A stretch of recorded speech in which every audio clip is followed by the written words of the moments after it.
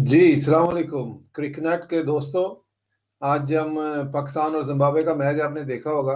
मेरे साथ मेरे दोस्त हैं फरीद भट्ट और हम ज़रा डिस्कस करेंगे कि उन्होंने भी मैच देखा, मैंने भी मैच देखा और हम अपनी राय दें कि ये कैसे लगा मैच आखिर में। सो वेलकम फरीद, आप कैसे हैं?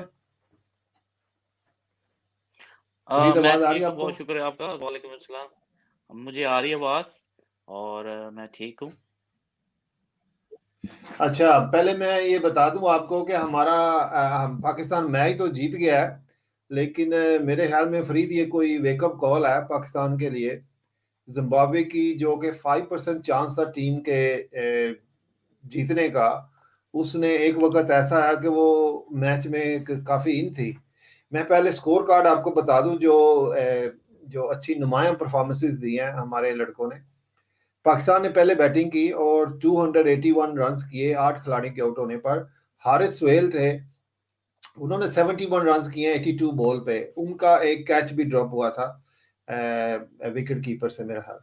और उसका इमामुल हक ने 58 रन्स किए, रन आउट हो गए अनफॉर्चुनेटली। और इमाद वसीम ने 34 रन्स किए, आखिर में अच्छी इनिंग खेली।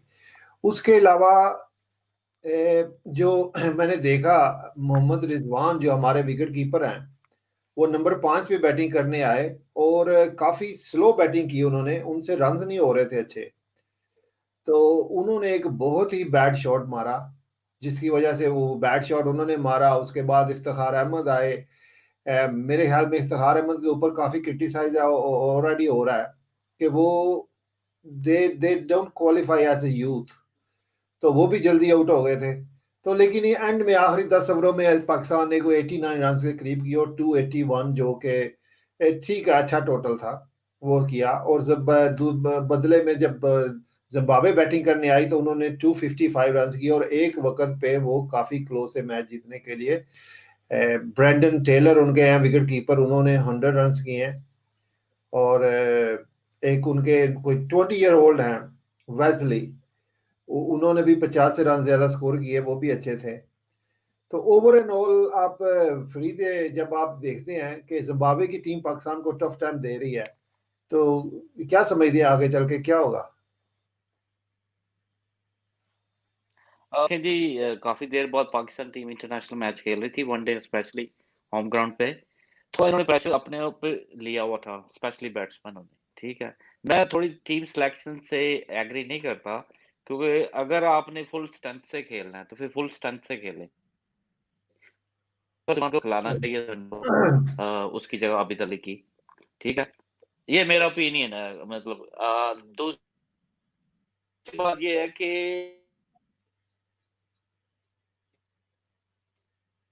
आपकी आवाज रुक रही है। ये ताज़ा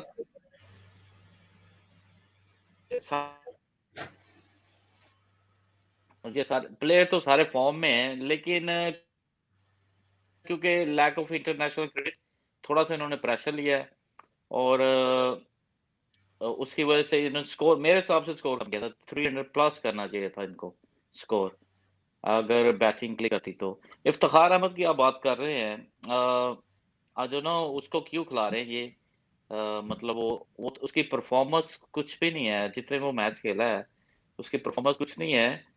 उसने इम्प्रूव भी नहीं किया, उसने ना शो किया कि वो मतलब कि इंटरनेशनल प्लेयर है। अच्छा फरीद, मुझे एक बात की समझ नहीं आई। आज और हारिस रऊफ हारिस को फेल स्कोर इन्होंने किया है, लेकिन उसकी फिट आज हारिस रऊफ को इन्होंने वनडे कैप दिया है। उसने, जो कमेंटेटर बता रहे थे, ये टी जी। ट्वेंटी खेला है लाहौर कलंदर से, उन्होंने ऑस्ट्रेलिया में भेजा है, ऑस्ट्रेलिया में टी20 खेला और अब पाकिस्तान से इंटरनेशनल क्रिकेट खेल रहा है। तो ये क्या क्राइटेरिया है खेलने का? और उसकी परफॉर्मेंस साफ जाहिर नजर आ रही है कि वो इस लेवल का बॉलर नहीं लग रहा मुझे कि वो इंटरनेशनल क्रिकेट में सर्वाइव करे। तो ये क्राइटेरिया, ये किस तरह की सिलेक्शन करते हैं? ये मिसबाह हक तो ऑल इन ऑल है, मिसबाह हक। और अब तो कोई ऐसे भी नहीं है कि लोग इनको कोई गलत मशवरे देते हैं। तो आई एम रियली अब दे डिसअपॉइंटेड जिस तरह रसूल नहीं, बॉलिंग नहीं, की है। मैं आपके साथ एग्री करता हूँ। प्रॉब्लम ये बंदा हारिस रऊफ सिर्फ 3 फर्स्ट क्लास मैच खेला है। वो थ्रू आउट क्रिकेट सिर्फ 20 ओवर क्रिकेट खेलता है। उसका स्टैमिना, उसकी पावर जस्ट 4 ओवर्स की है। ये चीज़ हमें अंडरस्टैंड करनी चाहिए, उसके फिटनेस लेवल हर चीज़ देखनी चाहिए, फिर हमें सेलेक्ट करना चाहिए।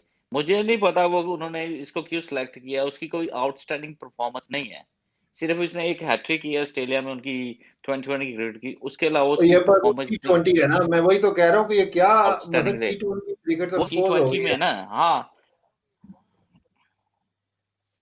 बिल्कुल होगी। अब देखें ना, आप कहते हैं कि यंगस्टर्स को चांस देना है, ठीक है? तो पहले आ हम्म। जाए जी बैटिंग के ऊपर, ठीक है? आप खेल रहे वही प्लेयरों के साथ जो आपके अवेलेबल थे। आपने किसी यंगस्टर को नहीं खिलाया।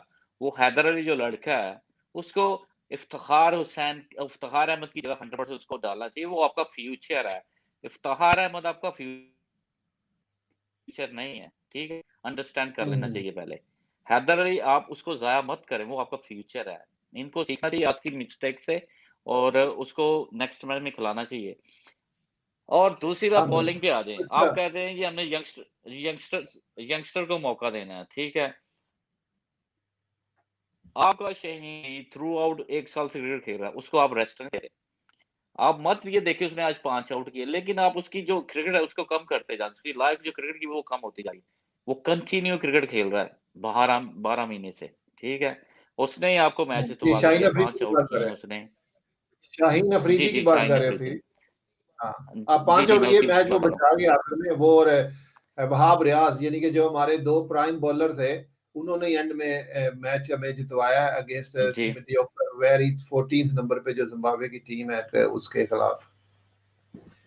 तो जी, जी, अच्छा, और उसने इसके अलावा मतलब ये समझिए, आप देखो एक जी। काफी एक तरह की सिमिलैरिटी थी टीमों में, 4 फास्ट बॉलर खेल रहे हैं और आप भी समझते हैं, जानते हैं से कि स्पिनर को खेलना एक आर्ट है। स्पिनर को दूसरी टीमें, दूसरे मुल्कों की टीमें अगर बांग्लादेश, इंडिया को निकाल दें, श्रीलंका के भी ठीक खेलते हैं बाकी, लेकिन दूसरी दुनिया तो स्पिनर को अच्छा नहीं खेलती। और आज इन्होंने स्पिनर ही नहीं डाला हुआ, एक्स्ट्रा लेग स्पिनर को रखा हुआ है, पर उन्होंने खिलाया नहीं है। क्या मेरी समझ से बाहर है कि क्यों स्पिनर नहीं खिलाया इन्होंने? उस वजह से भी ये काफी सिमिलैरिटी अलेक्स थी पे बॉलिंग में। मैं आपको बताऊँ। हाँ, लेकिन अब देखिए ये चांस नहीं लेते। देखिए आप कहते हैं हमने यंगस्टर को लाना है, तो आप अगर आपने चांस नहीं लेने यंगस्टर को, कोई स्पिनर यंग है, अगर आप उसको चांस देंगे तो वो कैसे आएगा, कैसे वो क्रिकेट खेले, कैसे इम्प्रूव करेगा? दूसरी बात ये है कि आपका कप्तान जो है बाबर आज़म, उसके अंदर वो ज कप्तान तो है, लेकिन उसके अंदर वो क्वालिटी नहीं है कप्तानी की, ठीक है? हाँ, टीम मैं तो आज सिलेक्शन इसको की, मिस ही करता रहा हूँ। उसकी बड़ी सही बात आपने की है। जो captain missing from the ground. Absolutely उसका कोई ग्राउंड में ऐसा नहीं लग रहा था कि आप बैट्समैनों के ऊपर प्रेशर आ रहा है, उसकी उसकी कैप्टनसी की वजह से कोई बॉलिंग चेंजेस ऐसी कर रहा है। इजी सिंगल्स मिल रहे थे बैट्समैन को। वो 34 ईयर ओल्ड था, 90 पे खेल रहा था, ये उसको सिंगल अवेलेबल थे रन का स्कोर करने के लिए, वो दूसरे एंड पे चला जाता था। ये आप बाबर जमान की बात आप कर रहे हैं, मैंने भी उसको महसूस किया कि वो नहीं था। बोलिए आप। देखें, अच्छा प्लेयर होने का मकसद ये है कि आप अच्छा कप्तान भी होंगे। ये एक क्वालिटी होती है, हर बंदे के अंदर नहीं होती। अगर आपने कप्तान अगर आप चाहिए फ्यूचर के लिए, लॉन्ग टर्म के लिए, तो वो आपके लिए रिज़वान है। उसके अंदर वो क्वालिटी है कप्तानी वाली, उसने कप्तानी की है, और पाकिस्तान रिजवान की की है आज और आप शॉट डोमेस्टिक है। देखोगे, इतनी गलत शॉट उसने मारी है। पता नहीं 13-14 रन किए उसने 29 बॉल खेल के, और इतना गलत शॉट मारा उसने, खड़े खड़े स्वीप मारा cross the batted like 20-20 shot. तो कैप्टन बनने वाले लोग तो ऐसे नहीं शॉट मारते ना, वो तो जिम्मेदारी के साथ खेलते हैं। नहीं वो नहीं, नहीं, वो आपकी बात ठीक है, लेकिन वो गैर ज़िम्मेदार शॉट्स का मकसद ये नहीं कि उसके अंदर वो स्किल्स नहीं है, उसके अंदर कप्तानी की स्किल है, ये बात आप ज़हन में रखें, उसकी शॉट को छोड़ दें एक तरफ, लेकिन उसके अंदर कप्तानी की स्किल ज़रूर है, जो बाबर आज़म के अंदर नहीं है। बाबर आज़म वेरी गुड प्लेयर, लेकिन उस कप्तानी की स्किल उसके अंदर नहीं है, वो प्रेशर जो होता है ना, बॉडी लैंग्वेज जो कैप्टन की होती है, प्रेशर, उसको वो हैंडल नहीं कर सकता। अच्छा, एक और उसके बात लिए बताएं कि इनको ये दोबारा जो सोचना पड़ेगा। एक फ़हीम अशरफ हमारे पाकिस्तान के ऑलराउंडर हैं, जो कि आप दुनिया के जी, जी। दूसरे ऑलराउंडर भी देखते हैं। आप सबसे ज्यादा तो बेन स्टोक को देखते हैं। कंपेयर करें जरा हमारे ऑलराउंडर की परफॉर्मेंस 10 ओवर की है, हारिस रऊफ की और फ़हीम अशरफ की बॉलिंग आइडेंटिकल है बिल्कुल। 10 overs 1 maiden 57 run no wicket. और एज ऑलराउंडर फ़हीम अशरफ ने कोई 23 रन किए हैं। सो ये ऑलराउंडर की परफॉर्मेंस, ये कंट्रीब्यूशन देखें बॉलर का, हमारे ऑलराउंडर्स का भी, कि जी ये क्या स्टैंडर्ड है, इनको हमारे को ऑलराउंडर नहीं मिलते हमें पाकिस्तान में। पुराने देखें जमाने में महमूद मोहम्मद अब्दुल रजाक इतनी परफॉर्मेंस करते थे। देखिए ये आप तो यहाँ दो चीजें, यहाँ सिलेक्टर को सोचना पड़ेगा, तो यहाँ प्लेयर को खुद सोचना पड़ेगा। जितनी क्रिकेट उसको मिली है उसको इम्प्रूव करना चाहिए था। आपको आपको शो उसको करना चाहिए था कि मैं ऑलराउंडर हूँ। उसकी बॉलिंग और बैटिंग स्किल इंटरनेशनल लेवल पे नहीं है, ठीक है? अगर आप देखें ना, इंडिया का मिसाल है, मैं छोटी-सी मिसाल देता हूँ, कि पांड्या को देख लें। अगर वो बॉलिंग में नहीं करता, तो वो बैटिंग में तो करके देता है। बैटिंग में नहीं करता, तो बॉलिंग में करता है। तो हाँ, शुरू में वो थ्रेटनिंग है, is match match match win, म थ्रेटनिंग कर देता वही है। बता रहा हूँ ना, मसला होता है कि इसने 2 साल में अपने आप को इम्प्रूव नहीं किया, ठीक है ना? अपनी बैटिंग स्किल और बॉलिंग स्किल को इम्प्रूव नहीं किया, या उसके कोचों ने उसके साथ वर्क सही नहीं किया। तो वो भी इंटरनेशनल लेवल का ऑलराउंडर नहीं, उसके अंदर वो कैटेगरी में नहीं आता वो।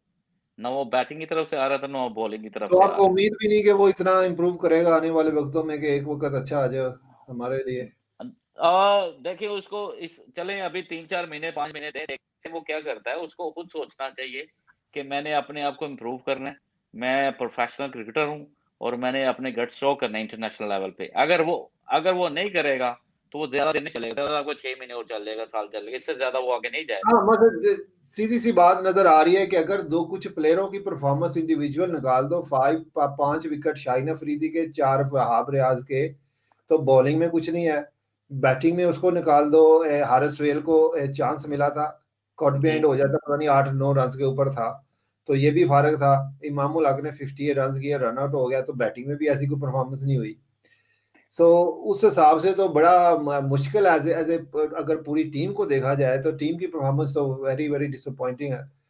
और आने वाले वक्तों में मैं समझता हूँ कि ये स्पिनर को खिलाएंगे, लेग स्पिनर को खिलाएंगे, एक फास्ट बॉलर को कम करेंगे, और अपनी बैटिंग के भी आपने जैसे कहा फरीदा, हैदर अली को चांस मिलना चाहिए, और बैटिंग लाइन को भी मूव चेंज करेंगे।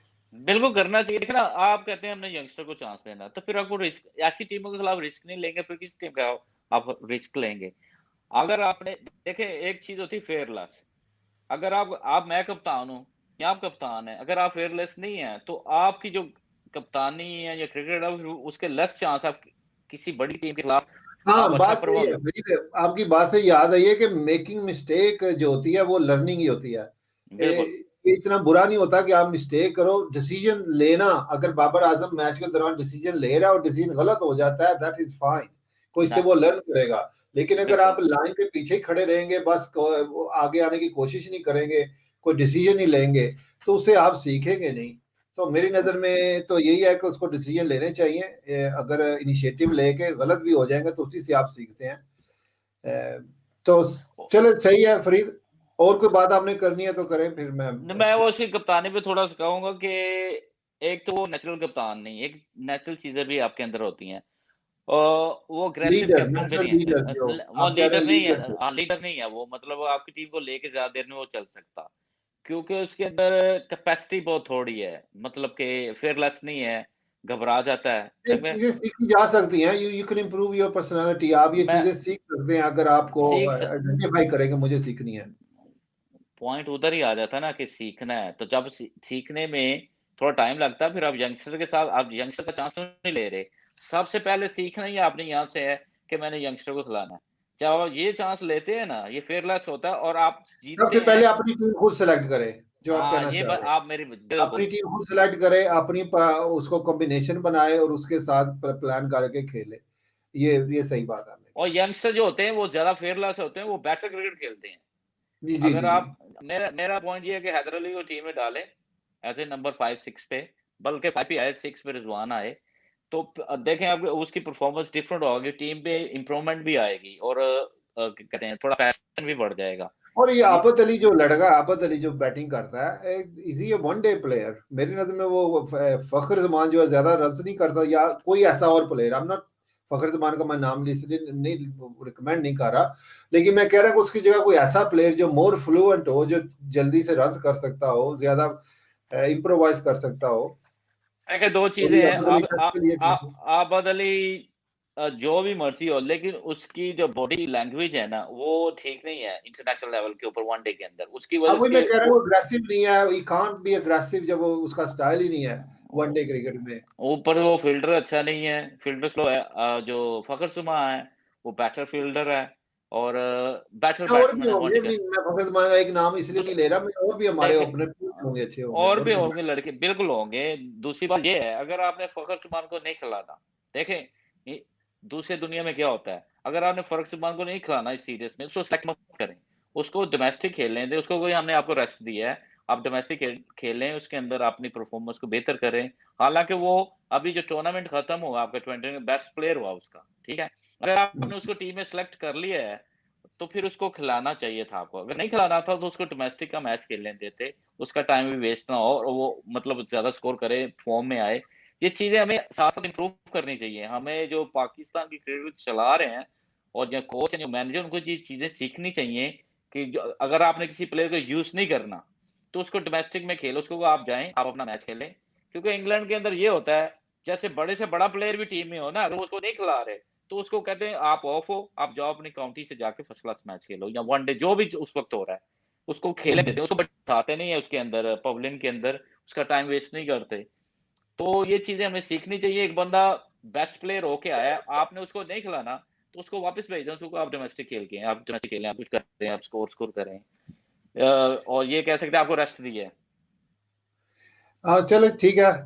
हमने देख लिया, देखा, मैच देखा और उम्मीद करते हैं नेक्स्ट मैच जो होगा पाकिस्तान अपनी गलतियों से सीखेगा और इंशाल्लाह, इसको डोमिनेटली विन करेगा, ताकि वो जो डिफरेंस है between Pakistan cricket standard and Zimbabwe का वो सही तरह से शो कर सके कि। जी, जी। तो उम्मीद है अच्छी टीम सिलेक्शन होगी और अच्छा कॉम्बिनेशन होगा। बाबर ज़मान भी इनिशिएट लेगा और डिसीजन बनाएगा, अपनी टीम खुद सेलेक्ट करेगा और उम्मीद करता हूँ कि आने वाले नेक्स्ट वनडे में पाकिस्तान अच्छी तरह से ज़िम्बाब्वे को बीट करेगा। तो यही था इंशाल्लाह, प्रोग्राम क्रिकेट आज का। फरीद, आपका बहुत-बहुत शुक्रिया और इंशाल्लाह फिर दूसरे मैच में आएगा तो फिर आपसे बात करेंगे। ठीक है? इंशाल्लाह, बहुत शुक्रिया आपका। ओके, अल्लाह। ओके, अल्लाह हाफ़िज़।